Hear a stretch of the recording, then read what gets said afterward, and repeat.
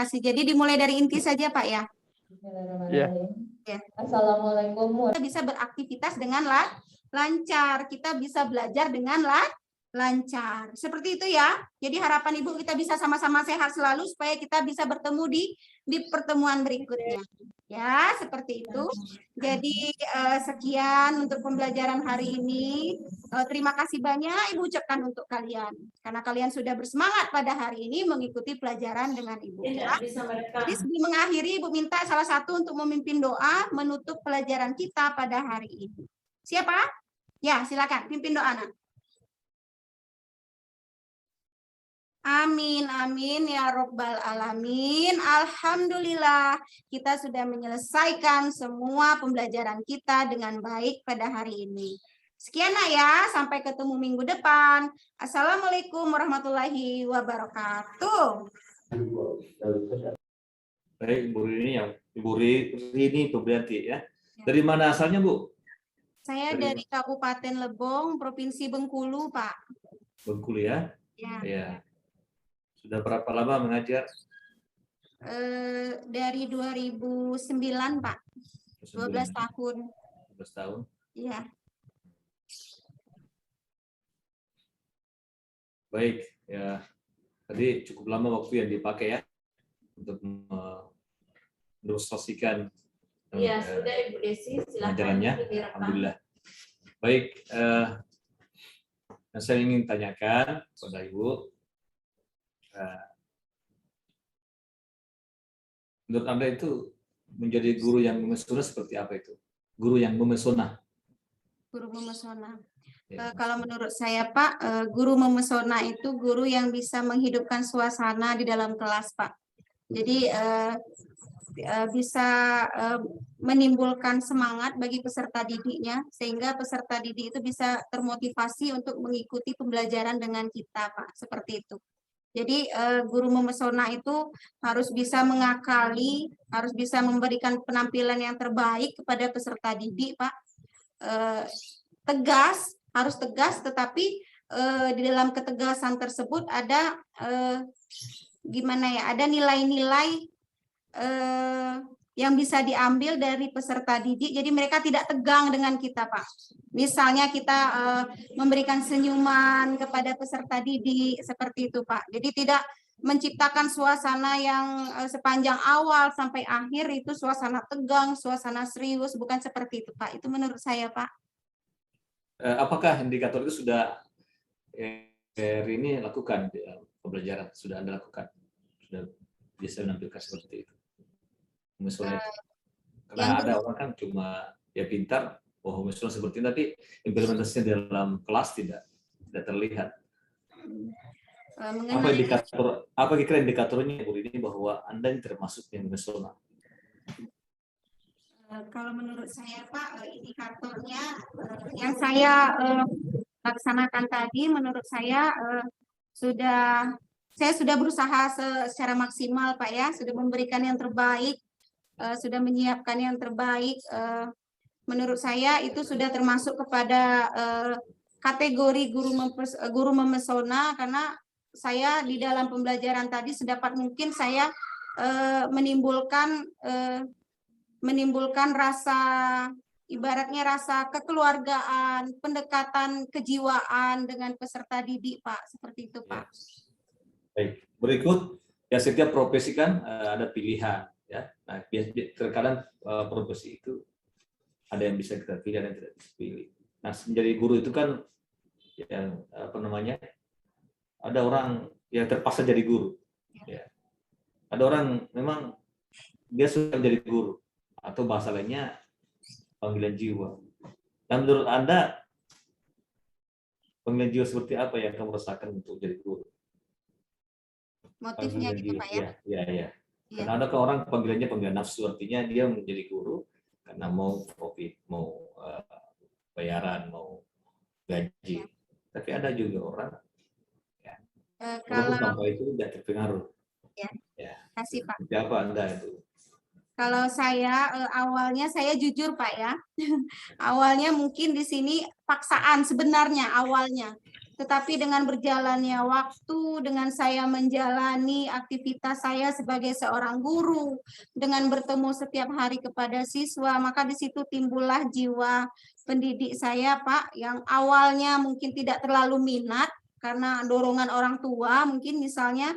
Jadi dengan saya terjun sendiri ke lapangan, saya menghadapi peserta didik, di sana ada daya tarik tersendiri bagi saya, Pak. Ada tantangan bagi saya sebagai pendidik dalam menghadapi peserta didik tersebut, Pak.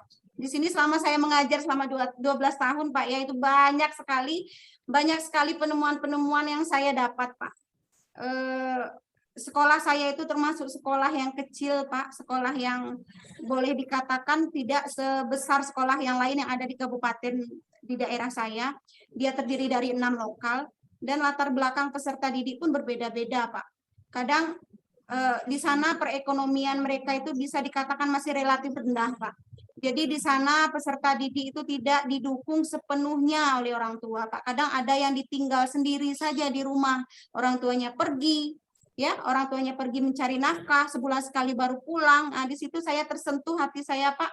Ini tantangan bagi saya. Bagaimana saya menghadapi, bagaimana saya bisa memberikan yang terbaik bagi peserta didik yang saya hadapi ini, Pak. Jadi intinya terkait dengan pembelajaran inovatif. Seperti apa implementasi pembelajaran inovatif dalam pembelajaran Ibu Rini? Silakan. ya, Pak. Terima kasih, Pak. Saya ingin menjawab.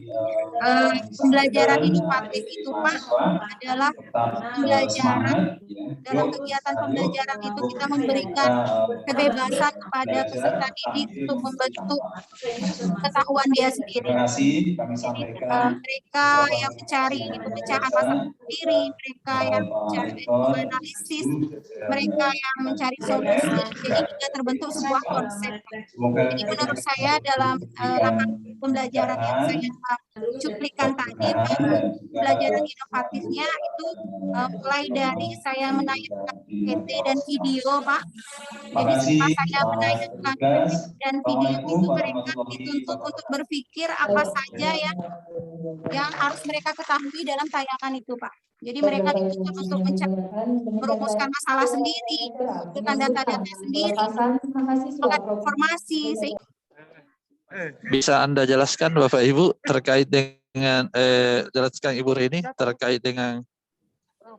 terkait dengan dasar teori sih yang menjadi dasar membangun komponen-komponen dari perangkat pembelajarannya, Ibu Rini, silakan. Ya, Pak, terima kasih. Di sini kebetulan saya dalam RPP ini saya menggunakan model PBL, Pak, Problem Based Learning. Jadi di dalam langkah-langkah PBL itu seperti yang kita ketahui di sini peserta didik itu dituntut untuk terampil, dituntut untuk aktif, menggali pengetahuannya, diberi kebebasan dalam menyelesaikan masalah. Jadi teori yang lebih saya fokuskan di sini adalah teori kognitivisme, di mana menurut teori ini, Pak, bukan sekedar hasil yang didapat, yang diharapkan, tetapi lebih ditekankan kepada proses dari pembelajaran peserta didik itu sendiri.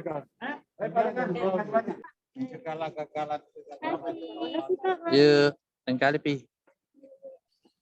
Baik, Ibu Rini, selanjutnya. Ya, Pak. Kalau terkait dengan pembelajaran abad 21, Bu, bagaimana Ibu bisa mendeskripsikan terkait dengan perangkat pembelajarannya dengan karakteristik pembelajaran abad 21? Silakan. Ya, Pak. Dalam pembelajaran abad 21 ini, Pak, peserta didik dituntut lebih aktif.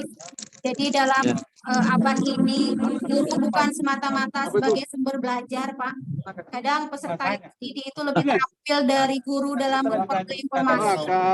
Mereka lebih terampil dalam menggunakan gadget, Pak. Kadang melebihi kemampuan seorang guru, seperti itu, Pak, ya. Mereka lebih senang dengan lingkungan-lingkungan yang ada internetnya, Pak. Mereka lebih senang diberikan kebebasan. Jadi peran guru di abad 21 ini harusnya adalah mengimbangi kemampuan peserta didik tersebut, Pak. Jadi pendidik itu harus mengikuti perkembangan zaman, harus mengikuti perkembangan teknologi. Jadi jangan sampai kalah dengan siswanya seperti itu. Jadi dalam menghadapi siswa zaman sekarang dengan siswa zaman dahulu itu sangat berbeda. Karena sekarang mereka rentang perhatian mereka juga pendek, Pak. Jadi kalau kita nggak pandai-pandai membuat variasi di dalam pembelajaran, mereka tidak akan termotivasi dalam pembelajaran seperti itu, Pak. Jadi kita harus pandai-pandai saja mengimbangi teknologi supaya kita bisa mengimbangi peserta didik. Intinya seperti itu, Pak.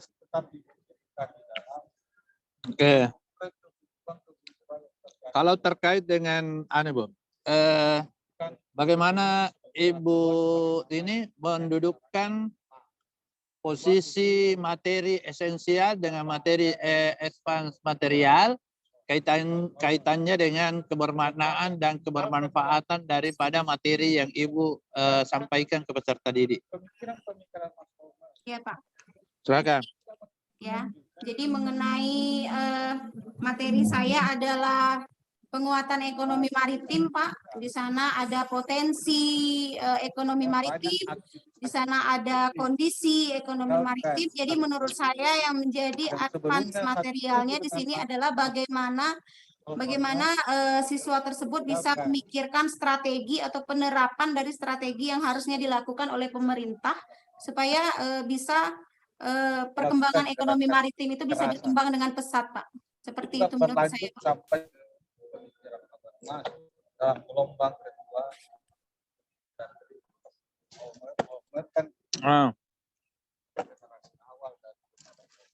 Kalau terkait dengan kebermaknaannya, Bu? Kebermaknaannya. Menurut saya, Pak, dalam berbicara tentang potensi sumber daya alam, saya berharap peserta didik tersebut setelah pembelajaran ini bisa mengambil benang merahnya sehingga mereka bisa memikirkan seharusnya potensi sumber daya alam ini bisa dilestarikan, bisa diolah secara maksimal supaya bisa juga memberikan kontribusi yang besar bagi negara, Pak, seperti itu. Nah, kemarin kan kita sudah belajar tentang modul materi bidang studi PS ya. Ada 6 modul, Ibu ya. Ya, Pak. Nah, salah satu yang menjadi permasalahan yang sering dialami oleh peserta dan juga peserta PPG dan juga adalah peserta didik kita di sekolah adalah seringnya terjadi miskomunikasi, miskonsepsi ya terkait dengan materi. Nah, seperti apa Ibu ke depannya untuk melihat daripada konsep-konsep itu yang sering menimbulkan miskonsepsi sehingga tidak terjadi lagi dan akan lebih mudah untuk bisa dipahami dengan baik oleh peserta didik kita. Seperti apa Ibu yang bisa solusinya atau aksi nyatanya yang Ibu bisa lakukan? Ya, Pak. Silakan. Ya. Mengenai materi miskonsepsi, menyangkut materi saya di sini, jadi kiat-kiat saya, Pak, saya akan memberikan materi atau contoh-contoh pengembangannya itu dengan hal-hal yang berada di sekitar mereka, Pak. Jadi hal-hal yang dekat dengan mereka, hal-hal yang terjadi di sekeliling mereka supaya mereka lebih cepat untuk memahami atau lebih cepat untuk menyerap materi yang saya sampaikan tersebut sehingga tidak lagi menimbulkan miskonsepsi.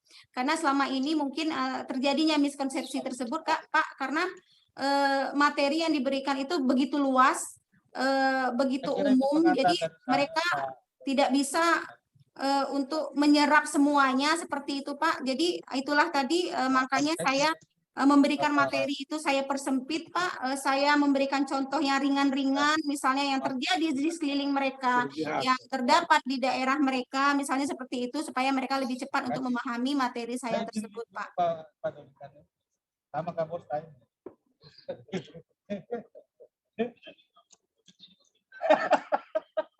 Panaskan lagi. Panaskan, saya juga mau naik ke atas ini, Pak. Sekali lagi. Ambil tuh kecil bos. Oke ya, saya kira cukup ya, karena tadi juga saya dengar sudah banyak sekali digali oleh Pak Dr. Dalilul Falihing. Ya, kita juga sudah menyaksikan tadi bagaimana Ibu melakukan cuplikan praktik pembelajaran ya, pembelajaran untuk yang sudah dilakukan, dan mudah-mudahan